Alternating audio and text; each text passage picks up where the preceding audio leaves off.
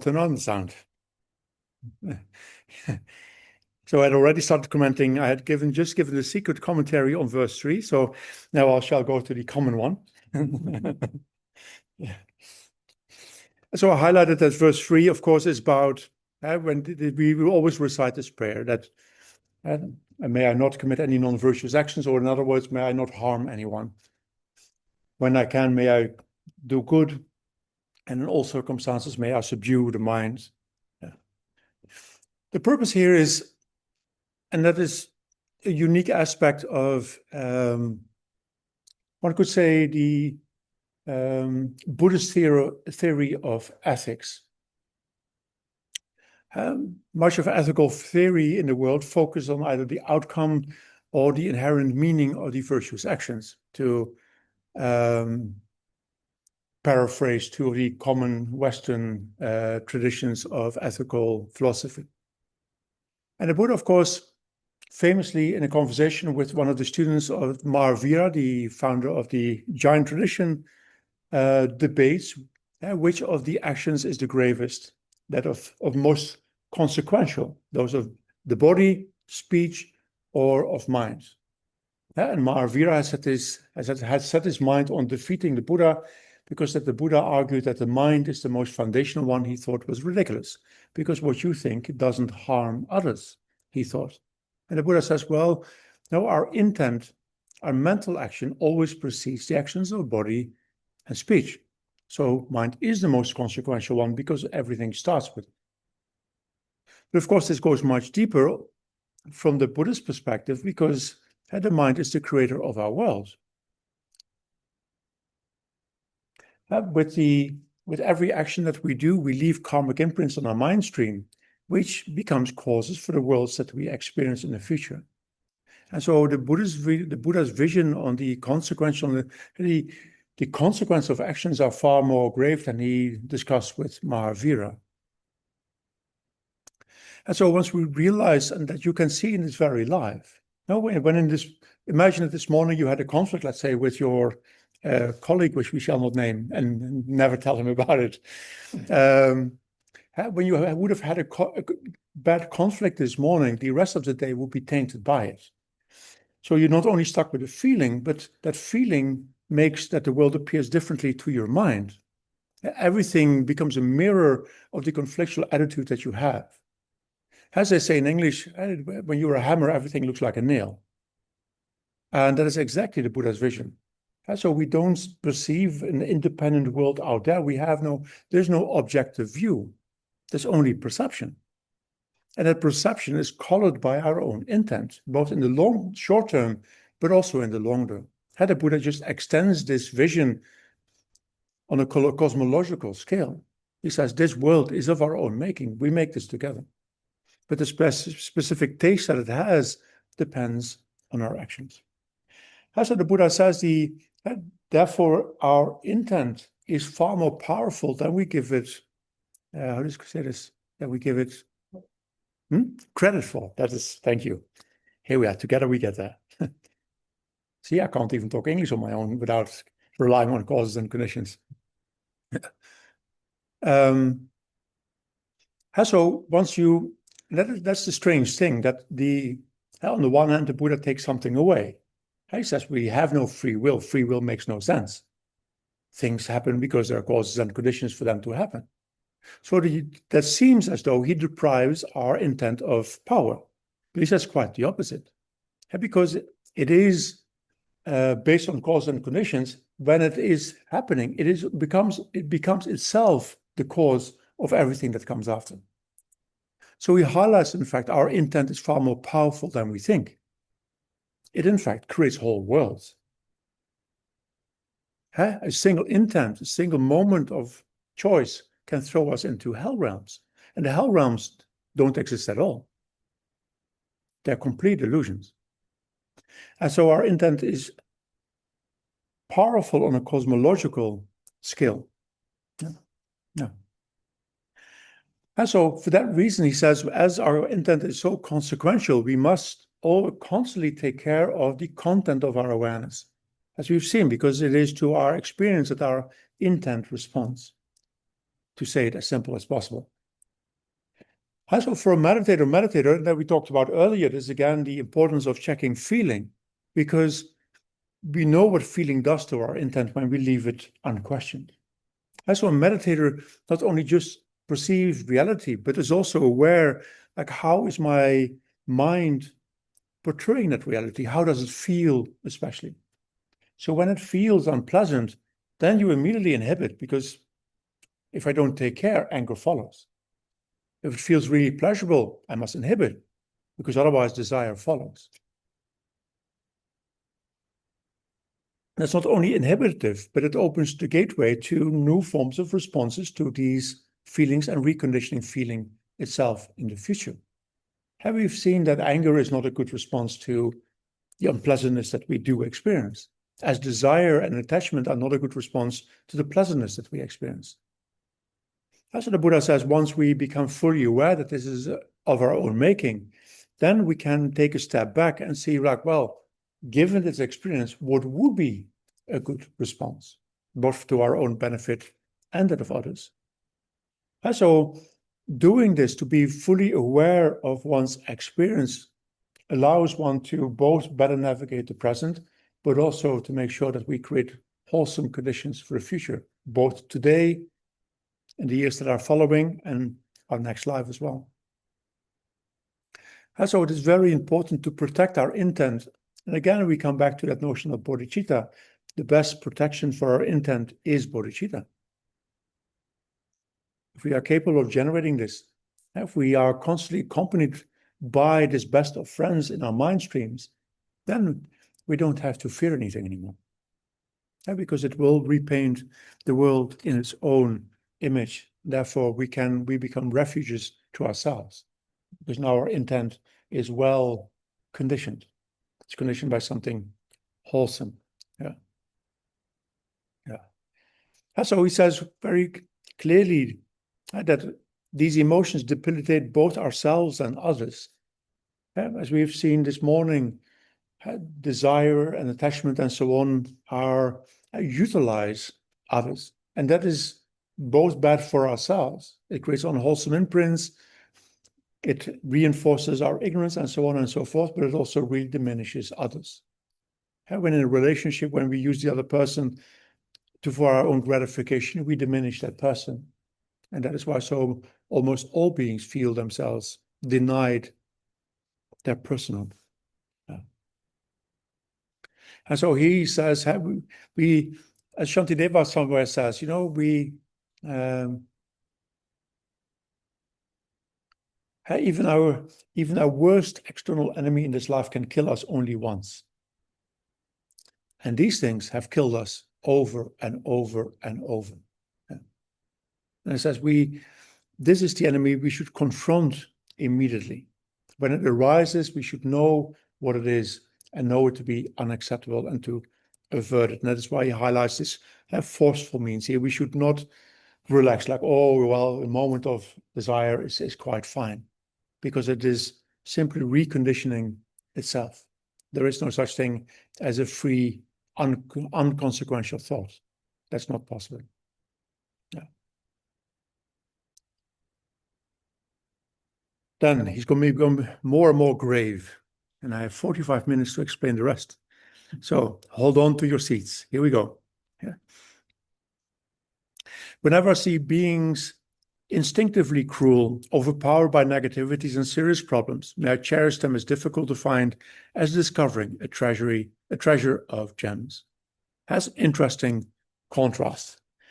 Again, this will be enough for a verse for an entire weekend of discussion, and I don't have that time.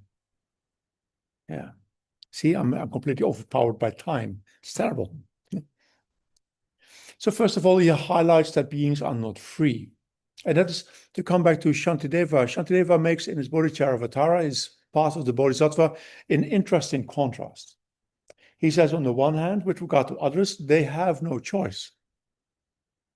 And so he frees them from our judgmentalism. They do what they think they have to do, even if it is to their own detriment. But then when he turns it around and he talks about the Bodhisattva himself that we aspire to become, then he endows maximum agency. So he does, initially, when you first read the book, you think like, what on earth are you telling me? You know, everyone is free to do whatever they want, but when it is about me, then all of a sudden, what are you talking about? But he says, of course, when you're reading this book, at least you aspire to Bodhisattvahood. That means you found the Dharma. You found agency for the first time. Now you have a choice, because samsara does not leave you with choices. And when you believe things inherently exist and you have something delicious or attractive in front of you, you have no choice but to pursue it. That's what the world looks like. That's how you make business, for that matter. That's not choice. It just looks like choice. It is obligation covered up by the illusion, the packaging of choice, but it's not. And of course, and I work for a marketing company, so I know how this works. You make people believe that they have choice while depriving them of it. And so here, Langri Tangpa accepts as well that as we have met the Dharma, we now all of a sudden have choice. We have the means to question our own perception and to ask ourselves, is this real? How should I respond to this? And the Buddha gives us that moment of reflection where you think like, is this to my benefit?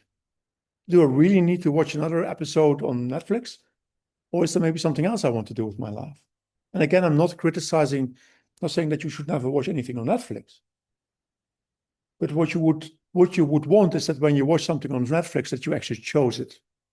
And when it has satisfied or met your needs, that you can also end it. And the popular hobby of binge watching is an indication that we're not free at all. All these things, like YouTube, are made to lock you in and to have you repeat your own behavior. Yeah.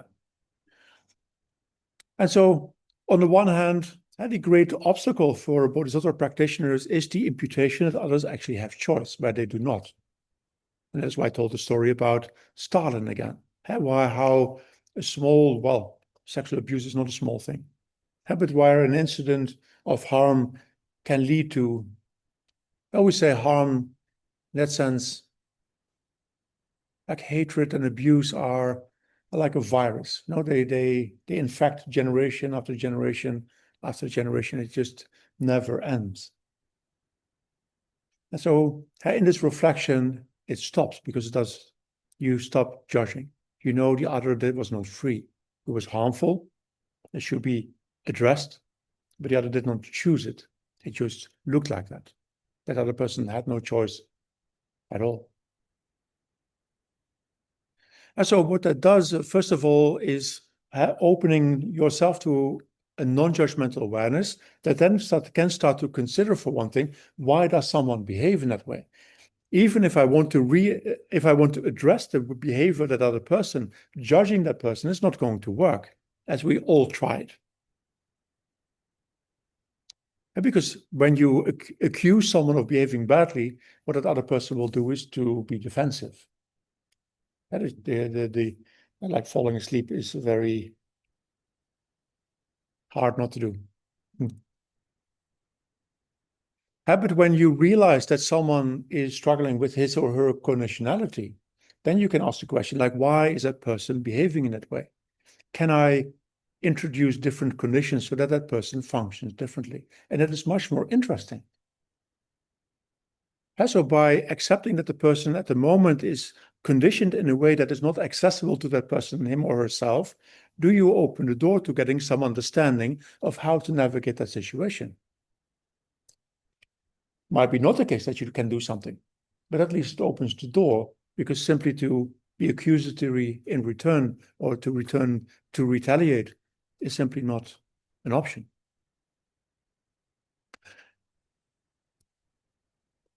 And here, and that's a deep reflection that we can't entirely go into, but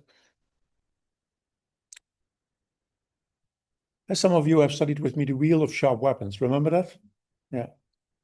And one of the famous, more complicated Lojong texts that we have of the famous Dharmakirti of Salingpa, where he highlights that as this is a co-created world, is that in the suffering that I experience in the present, my own past is the cause, while the other person is at most condition. And so he says, when I'm considering the present, well, of course, I can consider the conditions that the other person is having and navigate them. But more importantly, is to consider the causes that I bring to the table. And that is a reflection that amongst Tibetans is very popular because it allows you to step out of the victimhood of the painful situation and to obtain agency in that situation. And to say, I have a choice here. I can use this as an opportunity. No matter how grave the suffering, I am the owner of the situation. And in the Wheel of Sharp Weapons, of course, everything is thrown back at that union of self-grasping and self-cherishing. In the past, I prioritized my own well-being at the cost of others. And here we are. I met that other person again. And now I am the victim of his or her cherishing herself. And this we go around and around and around. And so what he says here, once we understand the conditionality of the experience that we're having, we become agents, and then that occasion and that person in the occasion becomes a gift. Because, I should say this, not only when we accept the present as it happens, can we use it as a gateway to freedom. Because both desire and aversion are a non-acceptance of the present. It's never good enough. It's always seeking something else. But here, by reflecting, simply cause and conditions happening, you gain equanimity. And in that freedom of equanimity, you have the option to use it to open the door to nirvana, to say, I recognize what happened here. There's a condition that arose, and that condition, and that's the good thing about karma ripens once. It's also done. I have the freedom now to leave it as it is. And that means that this moment of victimhood is turned into a moment of purification. This karma has ripened and will never ripen again. I will use this moment to cherish others, in this case, maybe even my enemy. So that is what he tries to point out. And of course, that is quite an advanced practice in that sense. It takes a lot of self-trust to be able to do that. But it's very empowering because more and more you start to experience yourself as an agent rather than a victim, again, of this world, which I think is very important. Yeah. Often the texts take it even a step further, where they say, His Holiness does that often. He says, if you ever want to make offerings to someone, do it to your worst enemy. Shantideva even highlights that to find good friends is not that difficult, remember? But to find a good enemy is, yeah. I always joke that that's a difficult proposition, because if we would make great offerings to our worst enemy, we might lose our enemy. Our enemy might become our friend. Yeah. So it's still a conundrum that I have not solved. How do we keep our enemy while making offerings at the same time? Yeah. But you can also see the drift that is that Shantideva, that Langri Tangpa is playing. That very attitude, when well performed, actually ends the problem. It is where all the conditions end. Yeah. And without our enemies, we would not see our anger and our lack of patience and so on and so forth.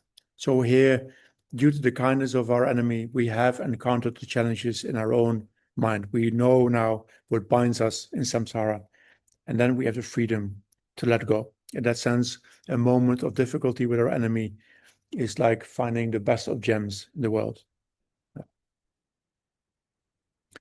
When others, the next verse, out of envy, treat me unfairly with scolding, insults, and more, may I accept the loss upon myself and offer the victory to others.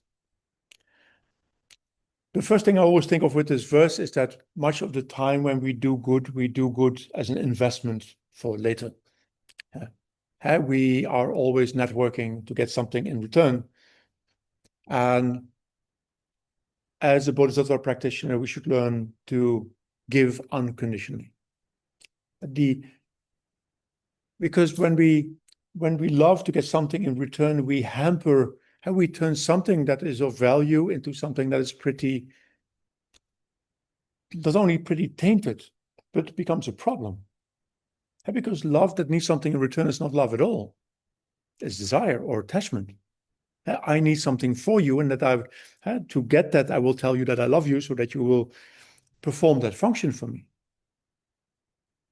But that is not, although we all believe that it is something that is something that is worth our while, in reality, that is not the case. It's also the best way to destroy your relationships.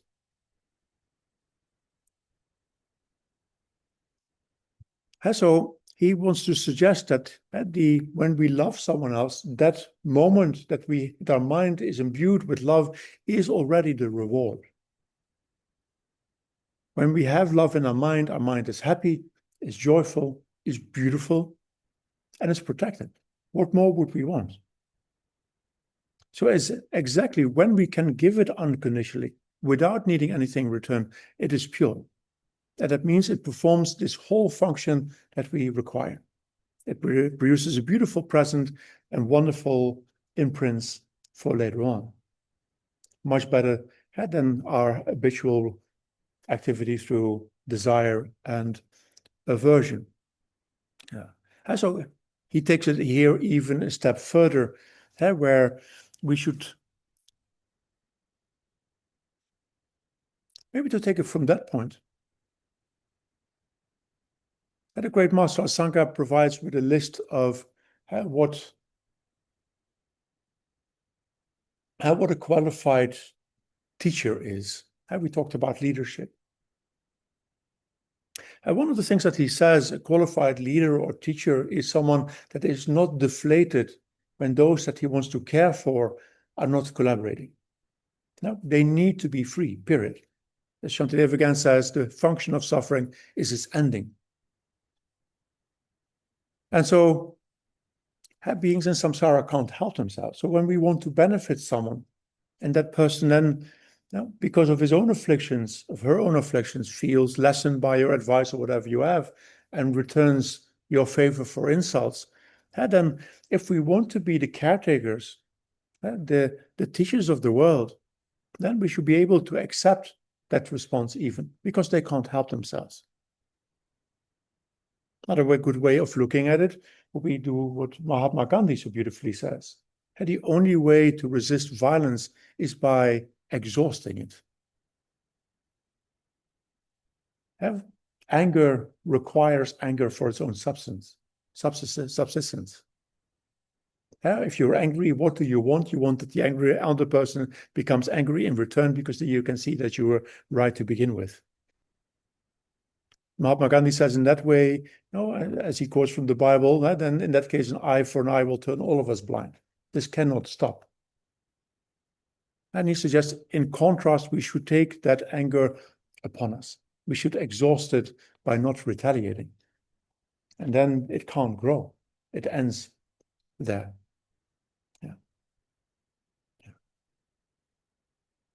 So you could also say that the word unfairly here is not about fairness at all. That's an interesting idea also of the Dharma, that the Dharma does actually not have an argument with regard to justice. It has an argument with regard to skillfulness and the ending of suffering. So, although from a worldly perspective we will need justice, the Dharma itself, in the end, wants to end suffering and not just have justice, because what's the point of justice when it continues the harm that it tries to stop? In that sense, the most punitive systems in the world could learn a lot from the Dharma, because no matter how grave or how harsh a punitive system is, it never stops crime. That is, every scientific research will tell you that no matter how much and how long you imprison people or punish them, it does not stop crime at all, rather to the contrary. That's actually an interesting example of this. Yesterday, I saw a little clip on how Holland is struggling, as most countries, with renewed drug problems. where here it is becoming fentanyl from the United States, and Holland is recurrence of crack. And crack, of course, is terrible. And in the 1970s and 80s, when Holland had a real heroin problem, in contrast to all other countries, they decided to treat the addicts themselves not as criminals, but as people with an illness. And so they came up with this methadone. And so they started to provide people with either methadone or freely give them heroin, strangely enough. And while most of the countries around Holland thought this was insane, why would you provide a drug addict with his drug? They simply were realistic, saying like some drug addicts can't stop because there's nothing for them at the other side. And so, strangely enough, or counterintuitively enough, by caring for the drug addicts, they extinguished the whole heroin problem. Within 5 years, most of it was gone. And so it's another very interesting contemporary example of where otherwise you would have, if you would have chosen a punitive system, if you would have talked about fairness, then these are criminals and thieves and so on and so forth, and you would have put them into prison. But that would have only destroyed their lives even further than they were already destroyed to begin with. So what do you gain? Nothing. So what does justice then bring? Nothing. It does not heal anything. And so rather than seeking fairness or justice, the Dutch government decided to treat them as patients and to heal the suffering instead, to great effectiveness. Although this currently turns out to be very difficult to do with crack. Yeah, this crack is much more harmful than heroin is, unfortunately. Yeah. And so these are all interesting things to consider. Yeah. The last sentence, of course, to take upon the loss, is also to know, in some cases, so say this, it's important to choose where persisting in, how should I say this? Persisting in getting a point across is skillful and where it is not. And so when we can benefit others, we should. But when we can't, there's no point in insisting. And then he says, let it go. Give the victory to others, let it be. Because we hold on, as you might remember from the Dhamma, from the Sutta Nipata, and the Buddha gives two definitions of wrong view. One, of course, has to do with grasping an inherent existence and not accepting cause and effect and so on and so forth. But he says the worst one of the two is grasping at opinions per se. So once we grasping at opinions as mine. And so what he suggests here in this verse is that the moment we think like my opinion matters, we have already lost. So then it's better to abandon the whole opinion and not to have to be right at all. That would serve us better than to be right in the first place. So the moment, even when we're right, we feel that we are clinging to that opinion, it's better to hand the victory immediately to someone else. Because the clinging to the opinion is to our great detriment. Yeah. Again, that would be worth a whole weekend, but not happening. Yeah. Some of you might remember from the retreat, just to bring it to mind, is that we meditate there on the 12 links. So we go from feeling to sensual craving for existence and non-existence, to the formation of opinions and identities. And the circle of opinions and identities causes us to grasp at the feelings again. So these three are a full circle. And so one of the important things is therefore to let go of the identification with whatever opinion whatsoever, because it's part of the problem. Anyway, that was a small, complex intermezzo. Yeah. But here we are. He continues a little bit on this theme. Even if someone who I've helped and for whom I harbor great expectations were to harm me completely unfairly, may I view him or her as a hallowed teacher. Yeah. So on the one hand, he understands that the other person sometimes can't help themselves. But at the same time, what that person makes visible is that we still have expectations. The greater problem was on our side. So that person pointed something out to us. We were still not really loving, we were still investing in someone else. And to think like, wow, that person helped me recognize my own self-cherishing, how wonderful that is. Yeah. And you can imagine when you can do that, then the moment of harm immediately is transformed into a moment of happiness. And you just walked into freedom. And that by simply, I hope it starts to become clear of how empowering this is. And that when we have this idea, like when you say something bad to me and I've been kind to you, that I have the right to be angry in return. That seems to make so much sense to our mind. But it doesn't. Because when I do that, then I make sure that our relationship is broken and I just feel miserable. It serves no purpose. And I just we then are mutual victims of the same situation. And so he says, the moment when we turn it the other way around and say, well, the main cause is within me and I can use this moment to find freedom. I realized that I was self-cherishing again. Then in that moment, you become an agent. The situation is yours. You become an actor in this moment. And you look at the same situation all of a sudden through the lens of appreciation. Like, wow, I just became a step closer to Buddhahood. What more would I possibly want? And so it means that happiness is a choice, is always a choice away. Almost I would say no matter what circumstance, interesting enough. Yeah. And again, that is not an invitation, by the way, and that remains always important to highlight. It's not an invitation to passivity. It is an invitation to become an agent, because anger is simply a reactive emotion that is not choice. In some cases, the situation needs to be addressed. And when people are really redoing over and over the same negative behavior, and in some cases, you must do something about it. But here, Langri Tangpa and the Buddha wants to highlight that to intervene with anger is no intervention at all. It does not address the problem. It just feeds it. So rather, we need to step away from that reactive circle and find the freedom to act as we should act. And that is what he tries to show us by these verses. We're going to get to the end.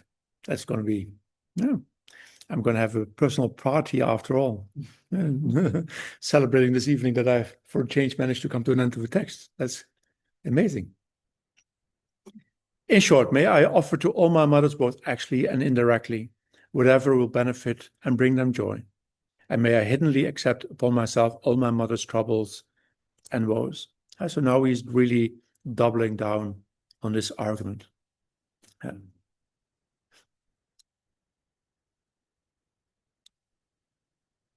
so this verse can be read in two different directions. On the one hand, that all beings are our mothers directly and indirectly. That would be one way of looking at it. On the other way around, and the text leaves it in the middle, is that we can benefit others directly and indirectly. And with every person that we benefit, we also benefit those that person is connected to him or herself. Yeah. But the verse, of course, is in the end about Tonglen.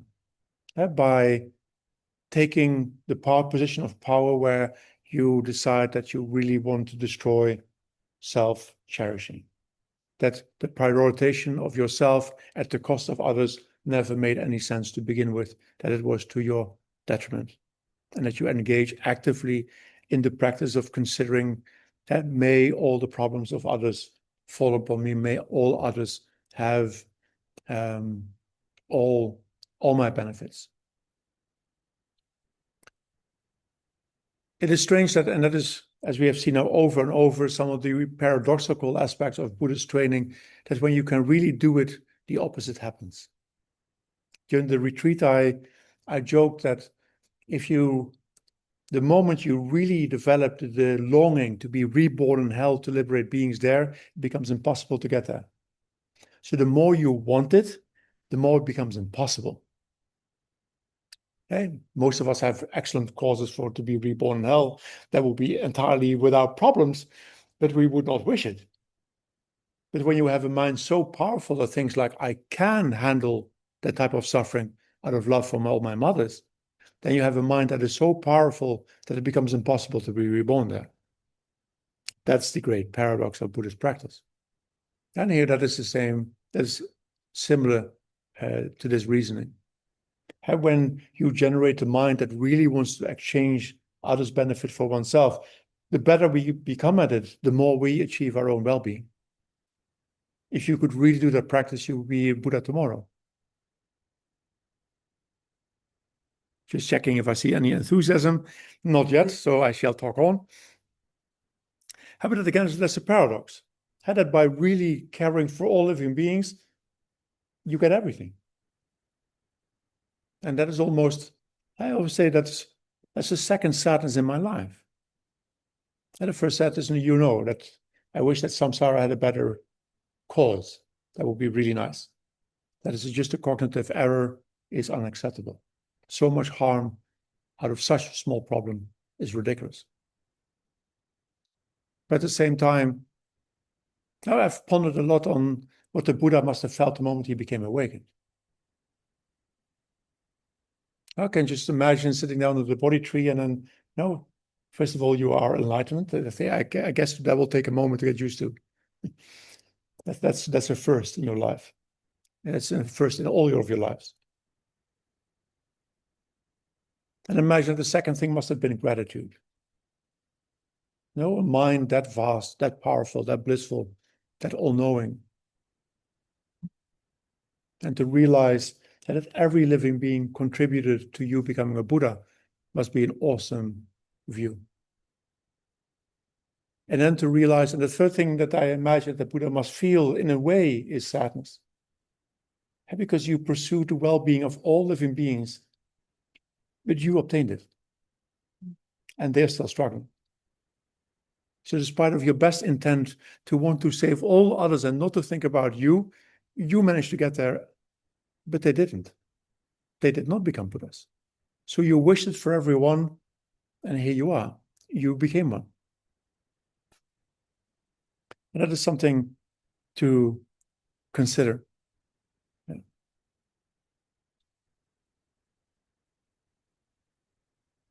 Through a mind untarnished by stains of conceptions concerning 8 passing things throughout all of this, and that knows all phenomena as an illusion, may I break free from my bondage without any clinging. Yeah. This would take more than a weekend, I'm afraid. Yeah, that is the essence of Prasangika Madhyamika poured out upon us in a single verse. Yeah.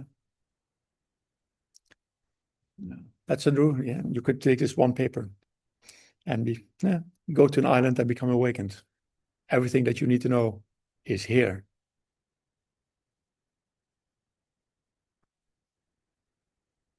And we have seen, well, not everyone has seen. Let's start from the beginning. According to Madhyamika's conceptions are the very problem. And when we say that we perceive a conventional world, what we talk about is a world that is generated through concept. Even every neurologist will tell you that you don't see the world, you at best recognize the world. And when you don't have concepts, there's nothing you can recognize.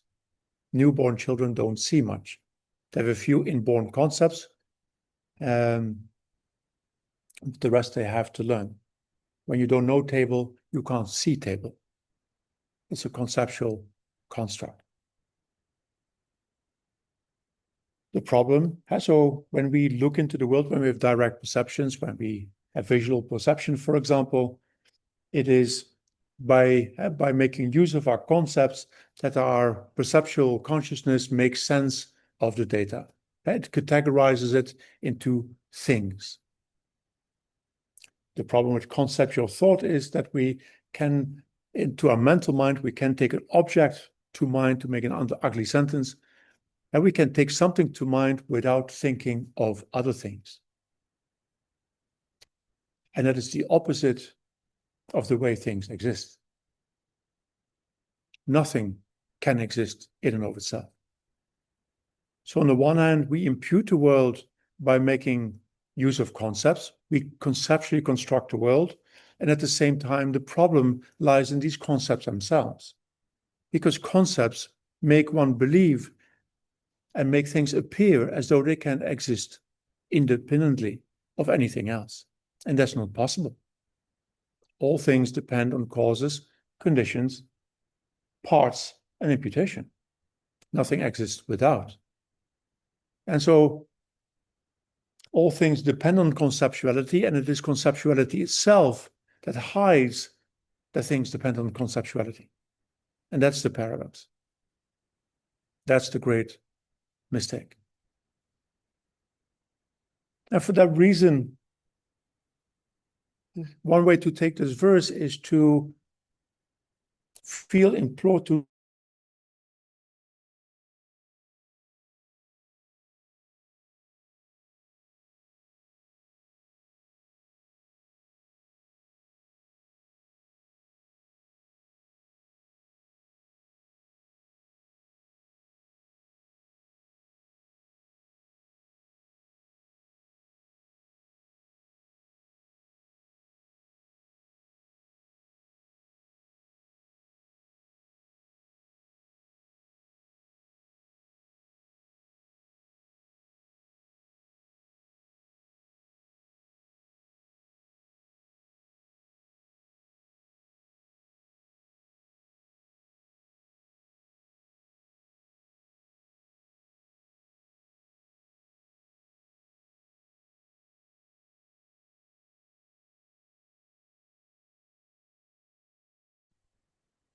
I'm back.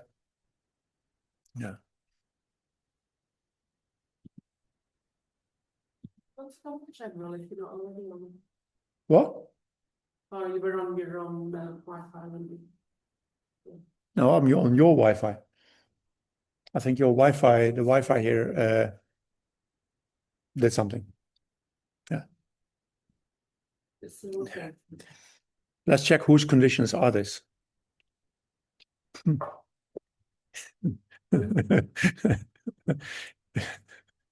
At least Leonie sees the fun of this. Yeah. Yeah. So it's very important. What Tsongkhapa says, to paraphrase Tsongkhapa, is that he says our concepts and our language is like a witness in a stand of whom we know that he lies on a regular basis. So that doesn't mean that he always lies, but we need to figure out when he lies and why he lies.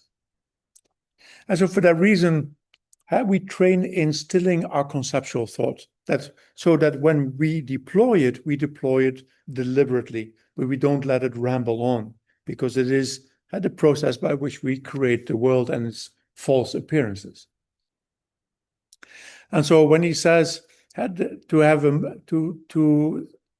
mind untarnished by the stains of conception, of course, we talk about full awakening, and that might be a thing for tomorrow. If I see everyone getting tired in the heat of this space, but one can already start by diminishing the stains of conceptuality of conceptions by learning to calm the mind. So to use the mind when we need it, but to calm the mind when we don't need it. And especially in challenging circumstances, to prevent the mind from rattling on about what happens. So to leave things as they are. And that is why I always start at every meditation session with that practice. Leave things. Leave them in peace. Don't disturb them. Something unpleasant happened, leave it. Something pleasant happened, leave it. Let it go. Leave things at peace. Don't let your mind ruminate on it, because it's problematic. And then when you need to think, then use your thought, wield the power of your thought. Because the unique aspect of being a human being, and especially having a precious human life, is that we have access to a language that can question language itself. And that is We are not the only beings that have language. And we now discover more and more, like whales have a language and chimpanzees have a measure of language and so on. But they have not language as far as we know that can question language itself. Our language is complex enough that it can investigate itself.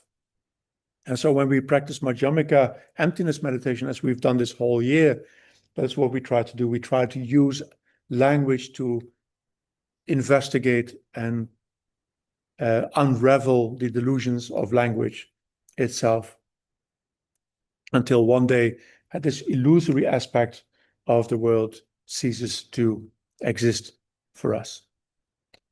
And because as long as we are stained by these conceptions, we are stained by self-grasping and self-cherishing, and therefore end up willlessly end up pursuing worldly gain and pleasure and renown and all this other stuff.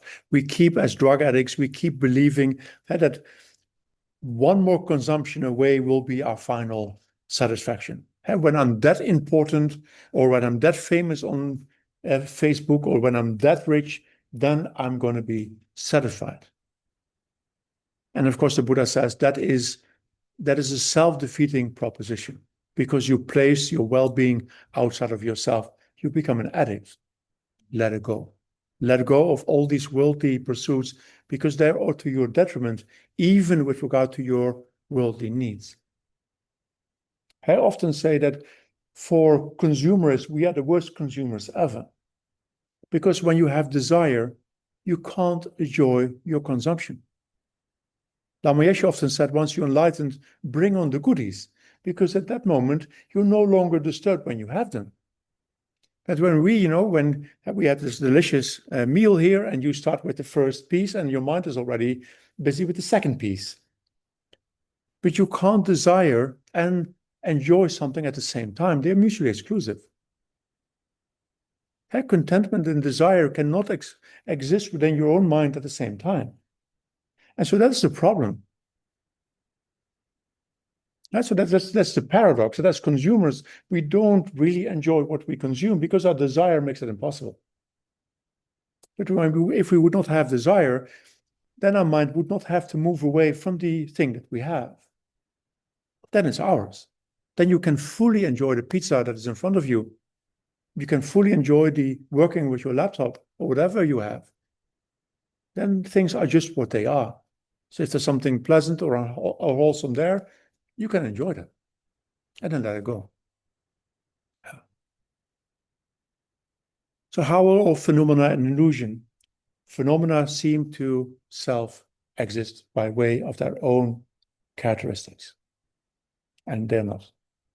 So when parts, causes and conditions, and a label come together, there is an appearance of a phenomenon to your mind, without anything coming from the side of the object. The appearance exists. The appearance can perform a function, at least when it is a valid appearance. But it is illusory in making you believe that there's something from the side of the object, and that is not possible. That is, so phenomena exist, but they're illusory in their appearance. The appearance exists, but the way they seem to appear, the way they seem to exist, is false. They're not truly existent, as the tradition says, because they're dependently existing. So my laptop exists. Does my laptop have any inherent characteristics? No, it doesn't. If I take everything away that is not a laptop, I will end up empty-handed. The laptop has only dependently arisen characteristics. It has parts, none of the parts are a laptop. It has conditions like electricity and me as a user, and being imputed by us as a culture as capable of performing that function. The appearance exists, the function exists, but the seeming fact that it exists inherently, that is not real. Nothing ever comes from the side of the object, not even when we talk about ourselves. Yeah. So when we can see things as they are, when we can recognize the illusion as illusion, we become free, because then there's no longer a basis for any of the unwholesome mental factors. They will cease to exist because there's no condition for their arising. And therefore, we will be free of all bondage without any clinging left. So like all the great Lojong texts, the whole pursuit is the overcoming of self-cherishing and self-grasping, the two great enemies of our mind. All problems in this world come from those two and nothing else. If we can let go of those, then we are free.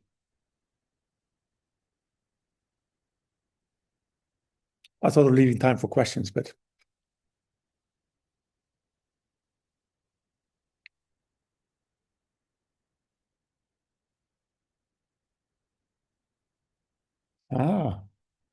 looks like a basic program review. If you have any questions, in that case, basic program reviews. Do you have any answers? Like if I don't look at him, he will not see me.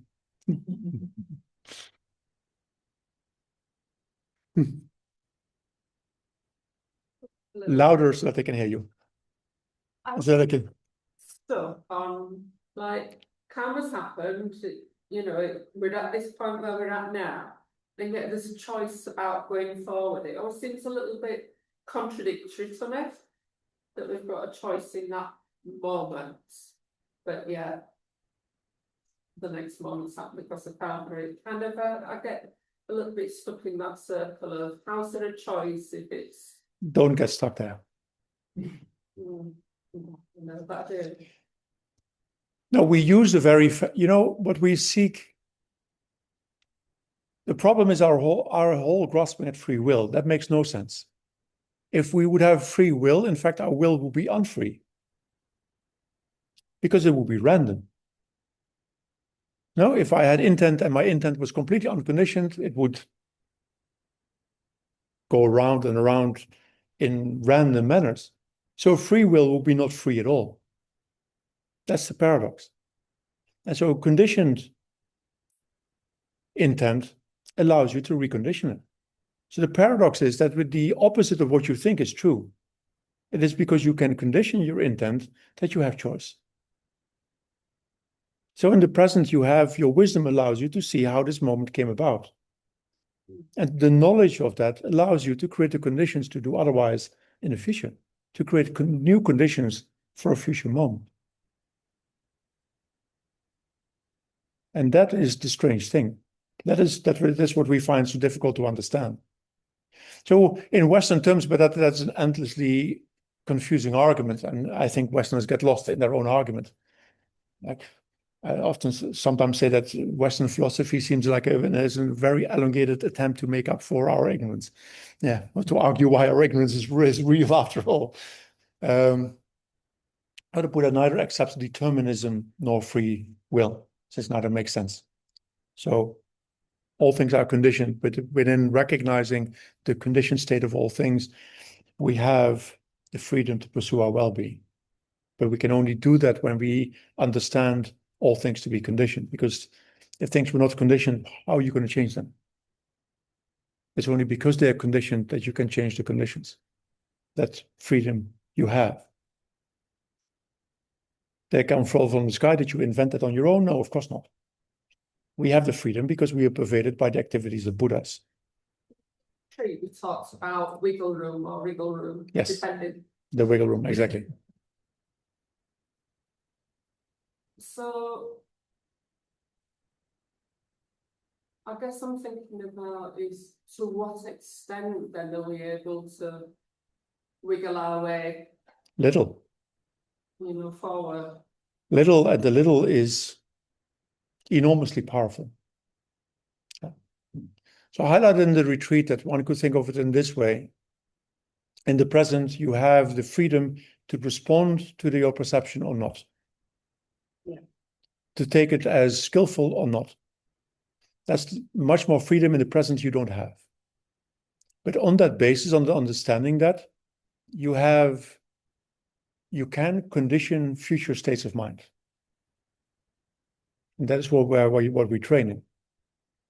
That is why bodhicitta is so important. But the training in bodhicitta is a training in providing our future moments of intent with the right conditions. That is why having bodhicitta is freedom. And what the Solis also says, we think by freedom like I can do whatever I want. Yeah, well, who cares? I mean, what does it even mean? That means nothing. What I want is to be happy. And so ultimately, I would prefer. Now, it's like I often say, like it's with public speaking. Now, what do I really want when I'm publicly speaking? I don't want to have choice. I want this to happen. I want to be able to rely that my speech and my mind can do what they need to do. I don't want to sit here thinking like, oh, what are they thinking of me? What should I tell now? That's way too much activity. That's not what I want. Like when you're driving a car, you don't want to be considering which pedal you're going to press. You want to just be able to do it. It becomes fun when you don't have to think about it. When it happens. No, when I used to run in the morning, no, I don't want to think about running. The fun of running is that when it happens on its own. When you're just going, that is fun. When you have a oneness of activity. And it is the same thing. We want free will. That doesn't mean anything.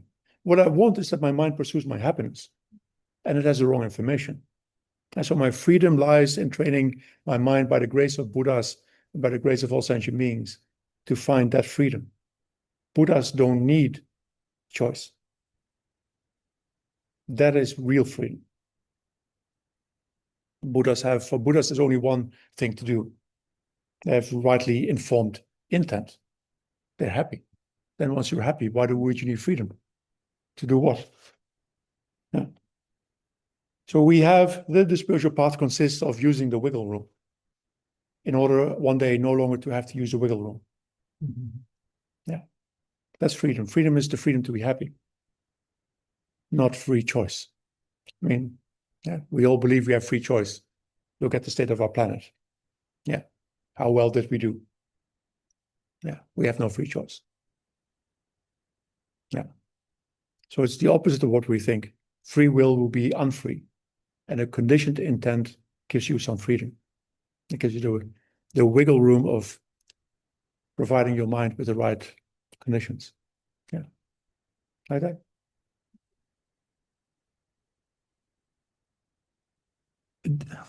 D. Die. Die. Lady Die. We shall call you that. Die. Thank you. Give me one moment. I can't hear you. Oh, sorry. Oh, now I can hear you. I had done my... Yeah, now I can hear you. All right.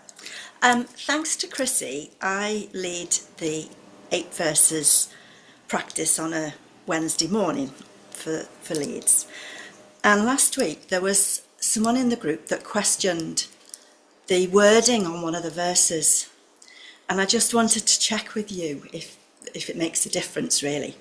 So in verse 1, determined to obtain the greatest possible benefit from all sentient beings, who are more precious than a wish-fulfilling jewel, I hold the most dear at all times. That is what I read from the practice in the morning.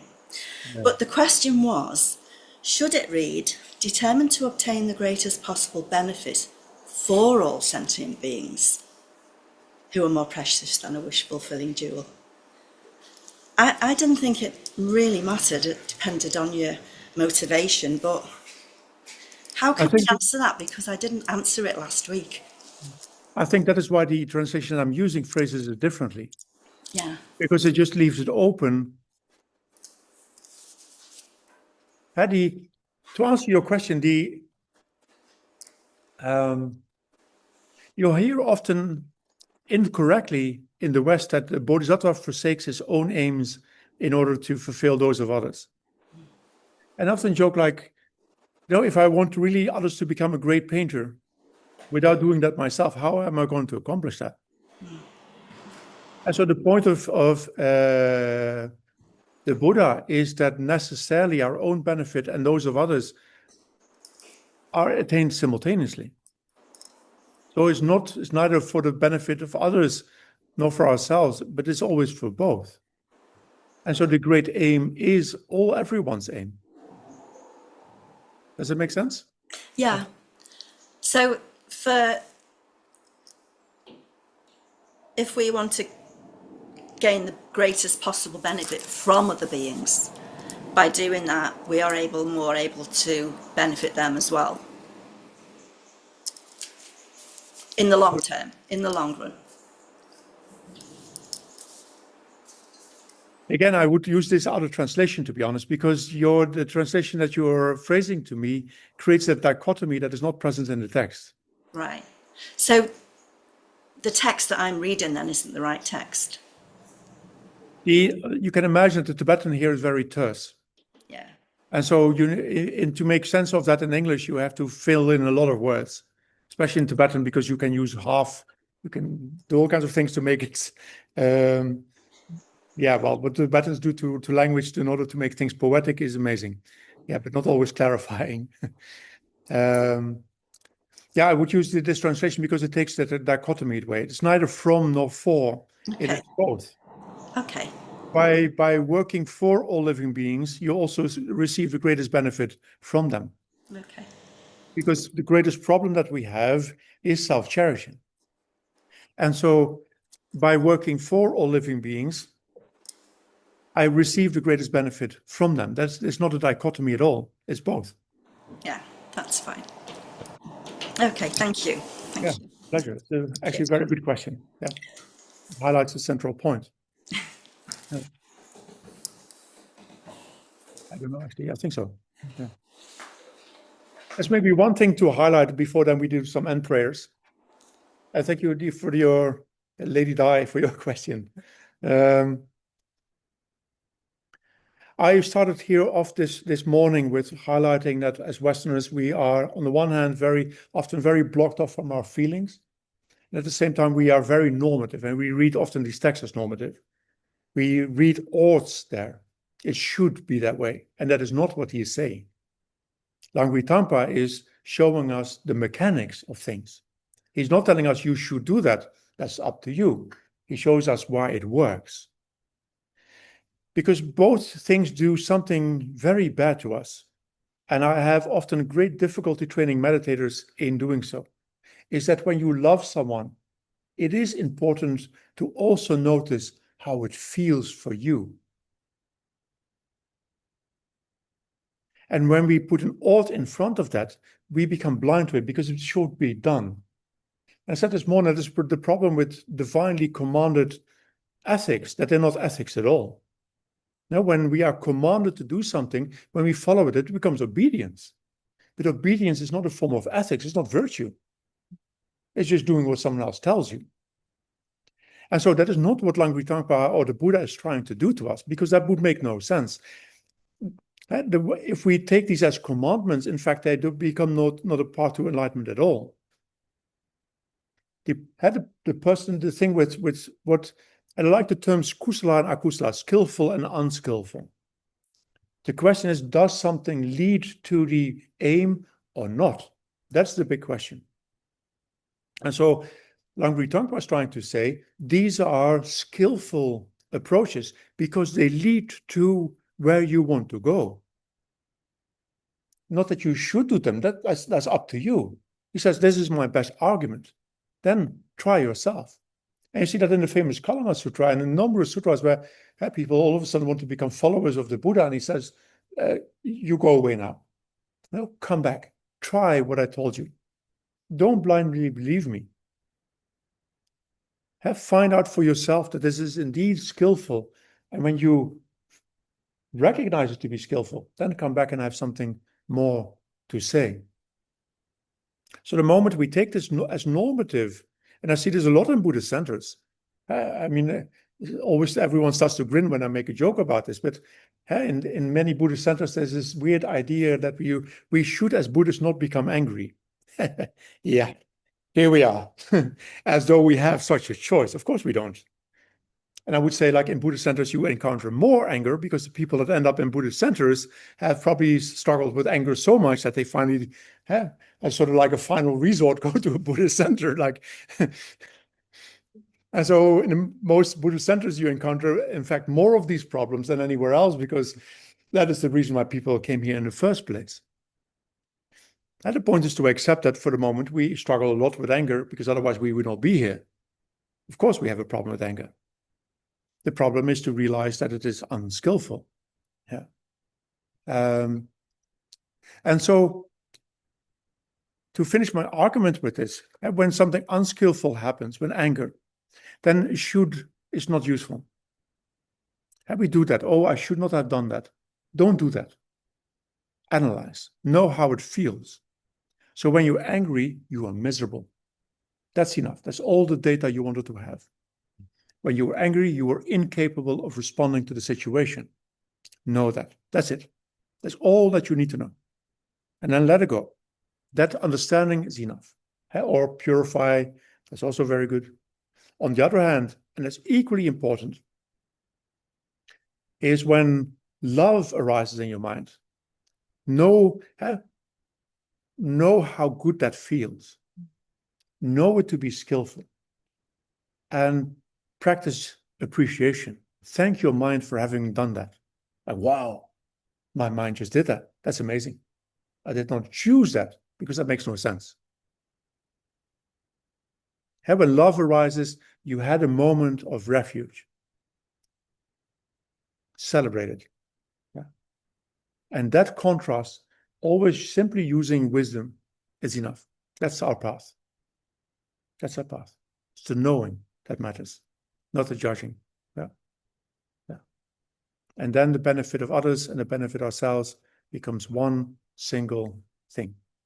To love others is to be happy. It's that simple. But we must have the freedom to enjoy our own love. Otherwise, this will not happen. Yeah. And we often have these endless discussions about compassion fatigue.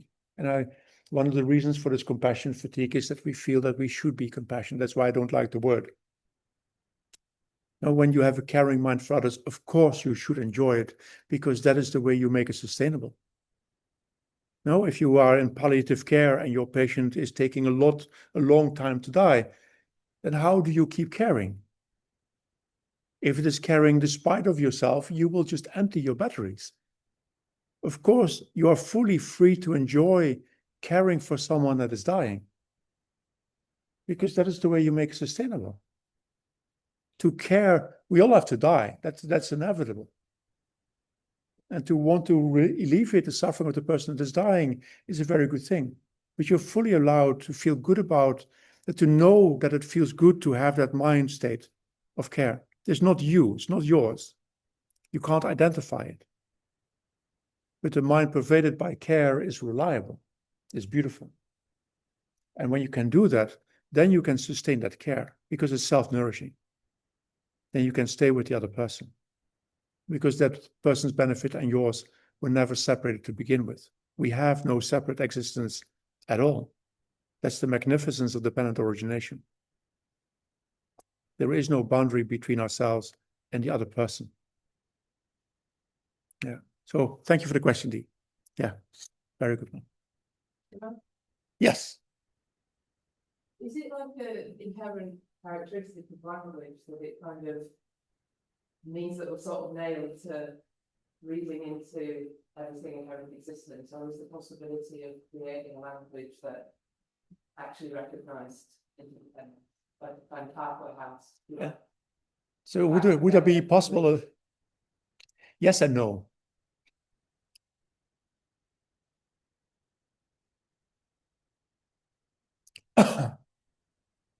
I'm trying to figure a way of not making it into a 5-hour answer. Yeah. It has a lot to do with, for that reason, the Dharma has developed a very complex theory of conceptuality. In fact, one of the most complex theory of conceptuality that I'm actually aware of. Let's start at the far end. Buddhas don't have conceptuality at all, because conceptuality is always a problem.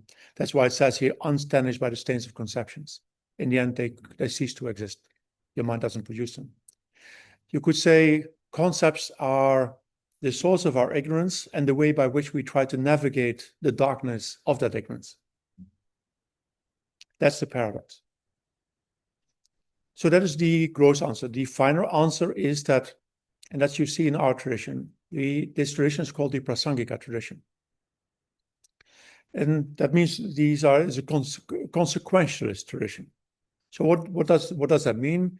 It means that when we debate with others in a public sense, in fact, we can't debate because we do not agree on the meaning of words. So when you say table to another person, that what that person holds to his mind is an inherently existing table. And so to debate on that basis with that person about inherent existence won't work, because that person keeps hearing something else than you are trying to say. And so when debating in that sense with non-prasangikas, what you do is to highlight the paradoxes that come from the way of using the language in that way. But of course, His Holiness often emphasizes that while that is very true, it doesn't mean that you can't say anything about emptiness at all. The point is that once you have understood the prasangika position, so when you know the limitations of words, you can start to use that language in a more skillful way that indicates the non-inherent existence. But it's still a difficult one. And that is one of the reasons why I created the in-depth meditation training. I did some research together with Professor Garfield, and we found that people that focus strongly on studies, for one thing, develop a greater fear of death than non-Buddhist. And the problem is that when I say the self does not inherently exist, the appearing objects to my mind is inherently existing self, of which I say something that I only intellectually understand. But that appearance of my inherently existing self that I've done since beginner's time is much more powerful. So I have an appearance that has an incredible impact on my mind, together with like a little intellectual fringe activity that I sort of vaguely understand. And so when it is talk only, in fact, then talking a lot about the emptiness of an inherently existing self, I end up navel staring a lot. I'm talking about me all the time.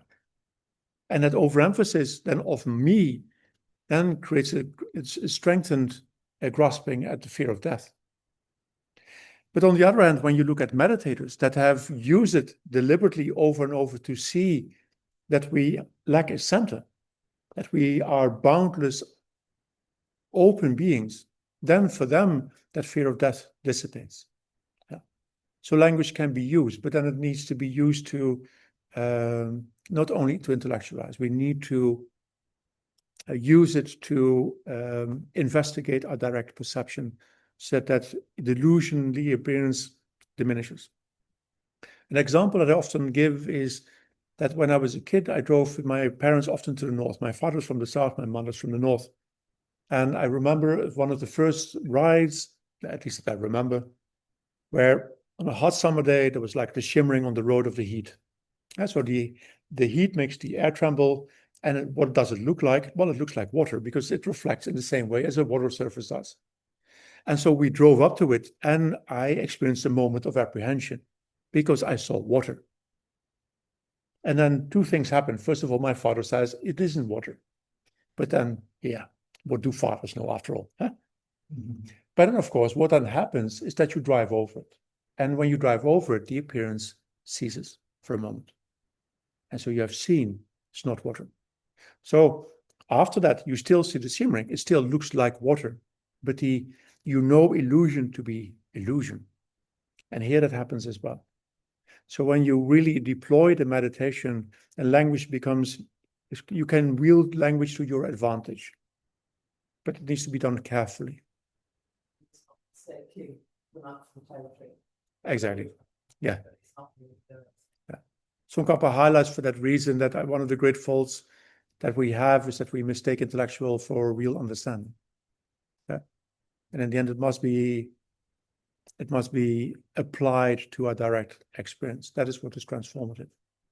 When we use language in that way, we can really diminish fear of death, for example, because that the illusory aspect becomes ever more apparent to us, and we lose the fear that it induces. As Thich Nhat Hanh often said, what doesn't exist can't die either. And that's an impressive consideration to take to mind. What we fear is the death of the non-existent appearance. And once you know it to be non-existent, then you know that we could not die. It's never there in the first place. Like that. Yeah. Yeah. There's a story of, just to make a joke. There's a story of when at one point Jason Kappa was teaching somewhere, and Kedrubje had heard, and he felt himself to be the superior scholar. And these things obviously happen. And he went up to the place where Tsongkhapa was teaching, and of course did not want to pay him respect, because I think he might have even been the elder, I don't remember. And so what he did in his arrogance was to sit on the throne next to Tsongkhapa. And Tsongkhapa didn't mind. So Tsongkhapa happily kept on talking, and gradually Kedrubje started to realize that there was some unevenness between them. And so very silently, Tsongkhapa, Kedrubje sort of descended from the throne and decided to sit on the floor and disappeared into the back of the room. And when I started teaching, Miriam was sitting in front of Jason Kappa, and she has now descended to his feet. And now she's descending below the bottom of the screen. Yeah. Anyway, that would be a worthwhile position, Miriam. Yeah. So let's dedicate it with the. Yeah, yeah.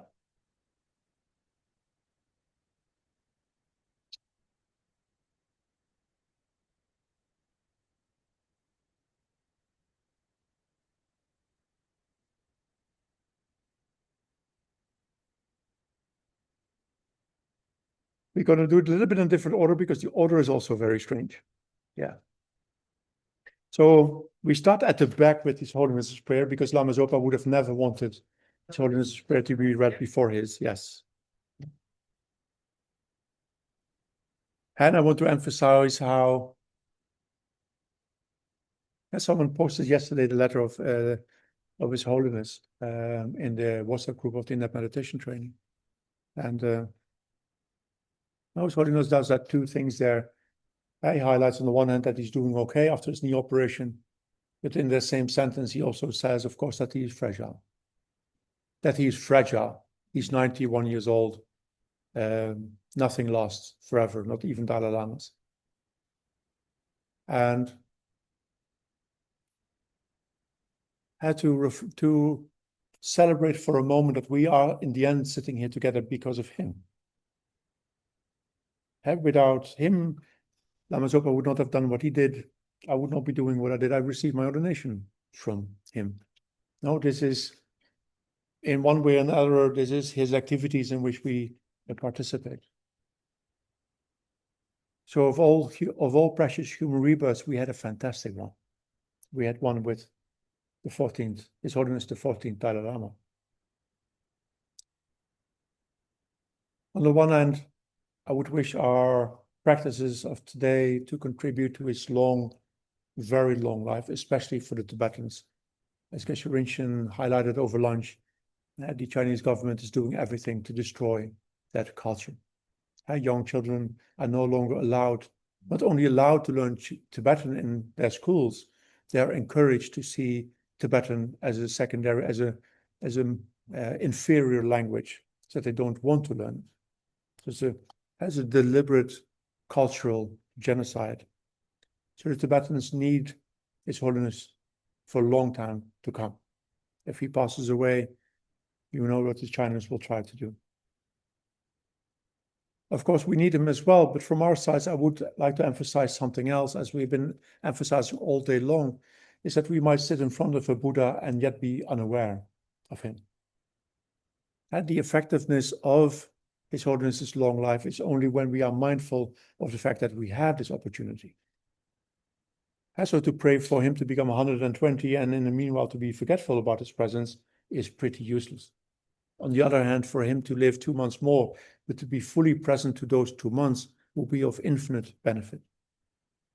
So that is something to consider when we recite this long life prayer, both for His Holiness and then for Lama Zopa Rinpoche.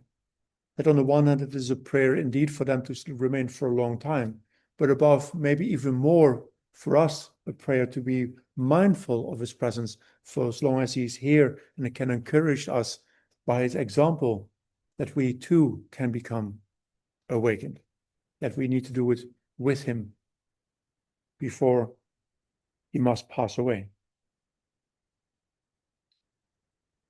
In the land encircled by snow mountains, you are the source of all happiness and good. All-powerful Chenrezig Tenzin Gyatso, please remain until samsara ends.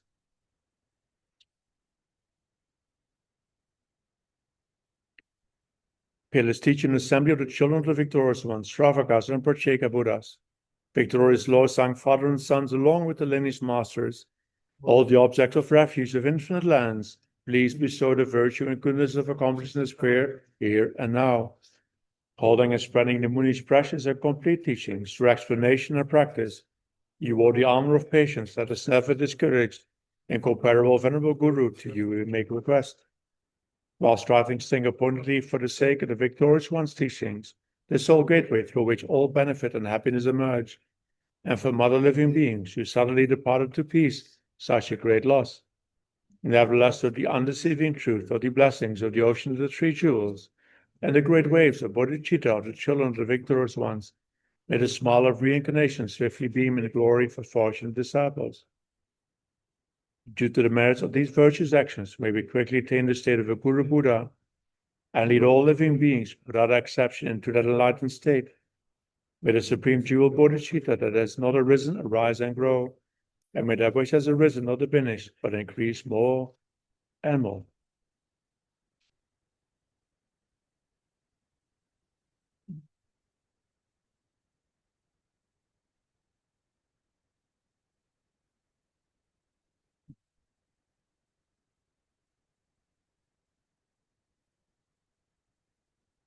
I lost the name again. To quote from Forrest Gump, that's all I had to say about that.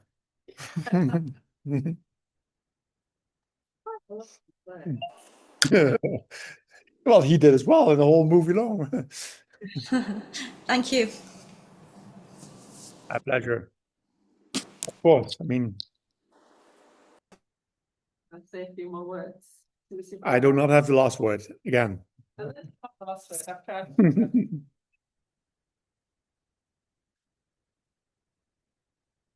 So it's been a wonderful weekend with so many beautiful teachings to treasure.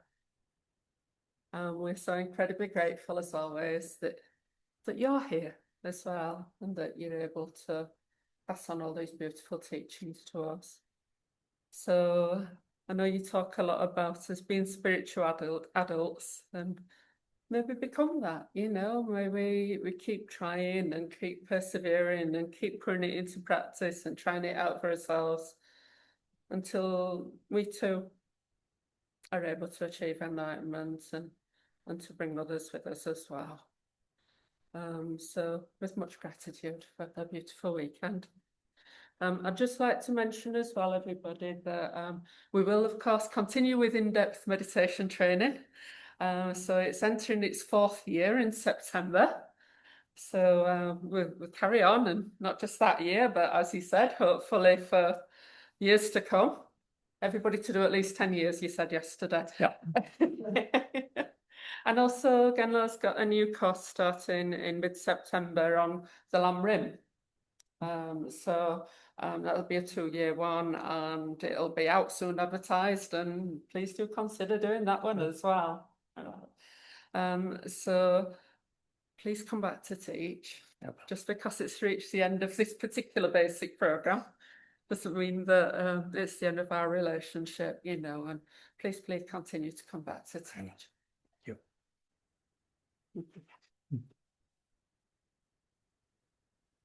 Thank you. Thank you for organizing.